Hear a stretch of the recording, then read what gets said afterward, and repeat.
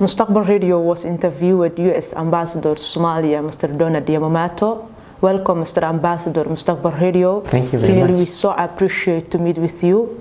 This interview will address some issues about your work, especially the mission. Welcome. Thank you. We wanted to ask you a few questions. Could you explain how is going on the mission of the American Embassy to Somalia?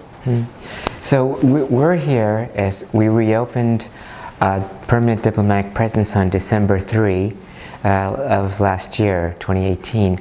And this is 27 years after we closed our embassy in January 1991 because of the Civil War. We're here to meet three overall arching objectives that have been laid out by the government of Somalia and by the people of Somalia. Number one is humanitarian assistance. Number two is security reform to oppose the Shabab. And then the third is job creation and economic development.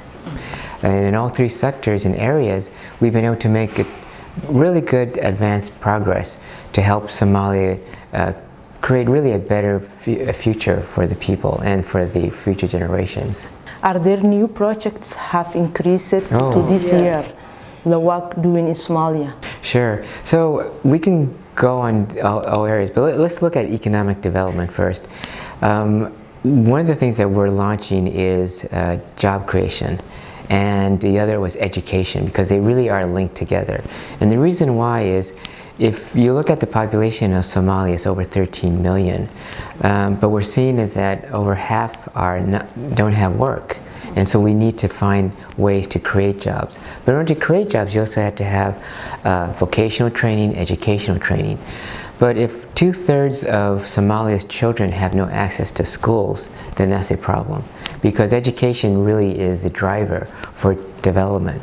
And so we're launching a program to educate 150,000 elementary school kids, and that'll be 43% will be girls, because girls are important, because they really are the indicators for economic advanced development. And then the secondary level, we want to see a greater number of kids also educated. So if you look at all of Africa, right now over 66% of girls and over 80% of boys are educated at the elementary level. So in Somalia, they have a long way to reach these standards. And then the next level is secondary education, vocational training, and then into jobs and other things that they can really expand on.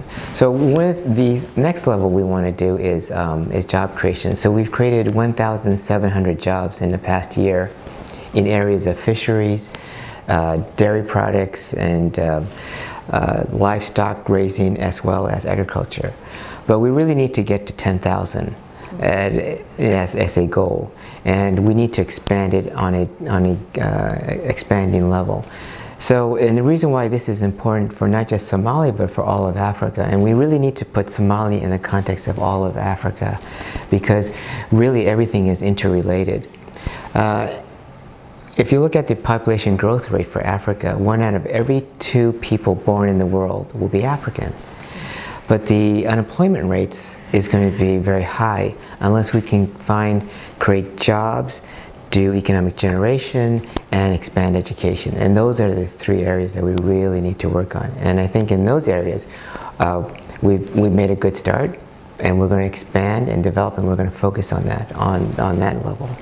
You started the project is about education, or not yet? Oh, we've already started. We did 20,000 children going to schools, but 20,000 is a good start, but we need to expand. That's why our objective for this next couple of years is 150,000. And after that's done, we'll do another 150,000, or maybe 200,000. So we got to continually look at expanding education. What is the U.S. Embassy to Somalia did economic development, humanitarian aid, women empowering, and how was involved in those sectors?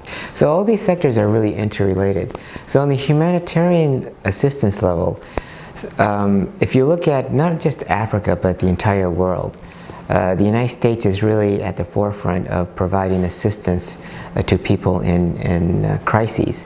The reason why is because that's who we are as a nation, as the United States. That's who we are, our values are. We want to, if we see problems, we want to resolve it. So right now, you know, you have a cyclone and really devastating floods in Mozambique and other parts of southern Africa. So the United States was one of the first countries to respond to that. So in any crisis around the world, the United States is there to respond and to help. And here in Somalia, we're looking at humanitarian food assistance. So you have 4.6 million people in need of food. That's about 30% of Somalia's population. And among that, 900,000 are children who are really in dire need of food. And one of the things we've learned is children are the most vulnerable, and you need to address that. Why do you need to do that? Is because by addressing the needs of the people here, then later on they have an ability and a fighting chance to survive and also to contribute to society. For every human life is important because each person has an ability to contribute to society. No one can be overlooked or sacrificed, and that's our commitment. The other issue too is we have about 2.6 million, that's about 20% of the population of Somalia without jobs. And they're coming out of the conflict zones where the Shabaab controls. And because of that, we want to find housing for them. We want to give them new homes, but more important is integrate into new societies and new communities. And hopefully they can also contribute to these societies and development. As we know, in early May, Ramadan become. So what the U.S. Embassy to plan it, help the poor people are living IDPs? So we are. So the United States is a leading country not only in Somalia but around Africa itself. So if you look at all of Africa, we have well over 13 million who are internally displaced, and another probably is now approaching 10 million that are refugees. And if you look at the Congo, Somalia and South Sudan, these three countries form almost 70% of the total number of refugees and internally displaced. Granted, Congo has the most IDPs and refugee flows. South Sudan has a much higher level than Somalia, but these three countries are considered areas that we need to focus on to help stabilize. And the reason why is because you look at Somalia not in isolation, but in the context of the region. And so if you have any country that has suffering or faces crises, that affects other countries as well. And so if you have a high rate of refugee flows, then that affects Ethiopia, Kenya, Tanzania, Djibouti, and other countries, and vice versa. If they have crises, that affects Somalia. And so what we want to do is address these humanitarian crises and then in turn point the country towards a greater development process. And so that's what we're trying to do in Somalia. And I think looking at the 27 years we have not been here, Somalia has faced a lot of crises, and a lot of it's unnecessary, it's man-made. And I think we can overcome these man-made crises and help Somalia towards a much better future and development and stability. And that's going to be helpful to the generations of Somalis, but also to the entire region.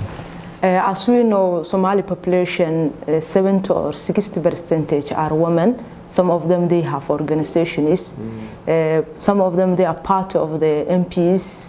Others, they are working some of the private and public sectors. Is there any plan to support that women? Oh, sure.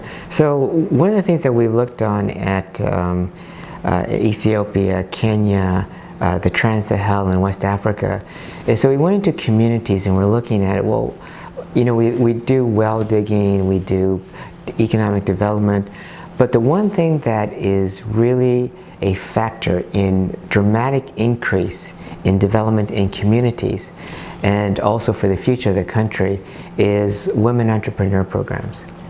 And so with a very small amount of money, by helping women create jobs, they can not only stabilize communities but also advance the economic development of the region. And what we learned is that in communities where we have a robust women entrepreneur program, not only is the village and the townships developed, but it also spreads to neighboring towns and villages because they buy supplies and they also influence other women in other communities, and so they become a major component within communities and also the family life. And so they become extremely important to the vitality and the future of the community. And so therefore women entrepreneurship is a very important program that we're focused on. The USA Embassy to Somalia gave with some projects, Yes. non-governmental organizations, Yes. NGOs. How to know if they implemented the right way? And that's a good question. As every program and project, just because it works in Nigeria or Congo doesn't mean it's going to work in Somalia, and vice versa. And so we need to find the right mix, the right balance. And only by talking to the community leaders and families, etc., then we can know exactly what needs to be done and what's on their minds. And that, I think, is one of the things that we've been trying to do right now, is to talk to community leaders to see what is it that we can do to play a role within the community's life and also the future development. And we're still learning. But one of the things is that, I'll give you one example. So we have the dairy industries. So the great program we give is with one company, Erman, went bankrupt, and then we contributed money and we set up the program again. And what we're finding is that by empowering women, and because women do a lot of the milking of livestock, we've been able, through women entrepreneur programs in this program, to produce 3,500 liters of milk each and every day, plus cheese and yogurt for the community, which raises the nutritional value for the community. But more important is that because this is so now self-sufficient, it's going to expand to other areas. And we've learned that in every country we've been to, that dairy products and involving women entrepreneurs really expands and it strengthens communities.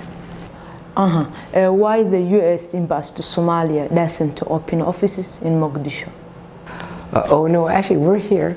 The USAID and the embassy is here, and so because we're here, we're able to much more effectively communicate the needs that we see in Somalia by talking to people on a daily, regular basis, and then also to coordinate and identify which groups are going to be important in supporting the Somalia communities. So when I was working in Nairobi, you can only get half of a picture. By being here in Mogadishu, you really understand what's on people's minds, and that's important, and I think we're more effective now. How the U.S. sees the progress going on in Somalia? I would say, I think people in Somalia should, take a bow and say they're developing. I've been in war zones from Afghanistan to the Congo to Sudan to other places, and the remarkable development taking place in Somalia is dramatic, it's remarkable, and it's progressing. And I think we're on a moment of economic expansion and also addressing a lot of issues and challenges and stabilizing communities. And so I'm very hopeful for the people of Somalia. And one of the advantages that Somalia has is that you have a very supportive diaspora, from Minneapolis to Seattle to Columbus to Toronto to London and other places, but mainly in the United States. And because of these communities, they're supporting, and actually they're coming back. So we now have something like 70,000 Somalis who have been educated or worked in the United States who are coming back and bringing their skills. That's a tremendous influence on the communities in Somalia, because they can give back and contribute.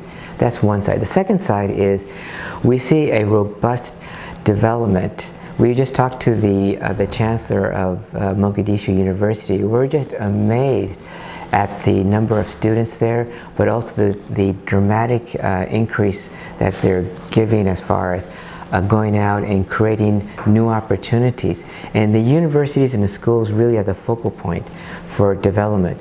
And we're seeing a lot of that here in Somalia. And I think the people of Somalia should really take a bow and say they're on the move.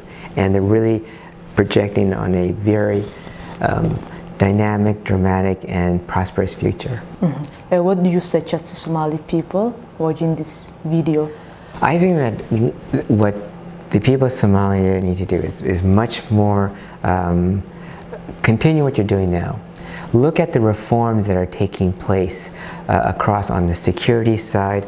As you know, there is the report of corrupt officials who are being replaced. That's a good thing, because they're being replaced by people who are very focused on really creating a non-corrupt, very expansive government officials that are responsive to the needs of the people. That's on one side. The second side is that to continue the remarkable development on education, on healthcare, and looking for opportunities to create jobs. One of the things that we've been noticing is that the ingenuity and the dynamic and dramatic ingenuity of the young people of Somalia. So over 60% of Somalia's population is under 24. That type of ingenuity and creativity, if we can unleash it, direct it, we can have a tremendous and dramatic development in the economies, and also a social and cultural dynamism that we haven't seen in the past. And that's what we're seeing now. And so what we want to do is support, but step back and see the Somalis on their own developing. And that's what they're doing. And the other issue too that we've told is that let the Somalis be Somalis. Let them do what they want to do. And then that's really the most important, is not to control, not to direct, but to just to support. And that's what we need to do, support. Thank you for your interview, Mr. Ambassador. Yeah, thank you very much.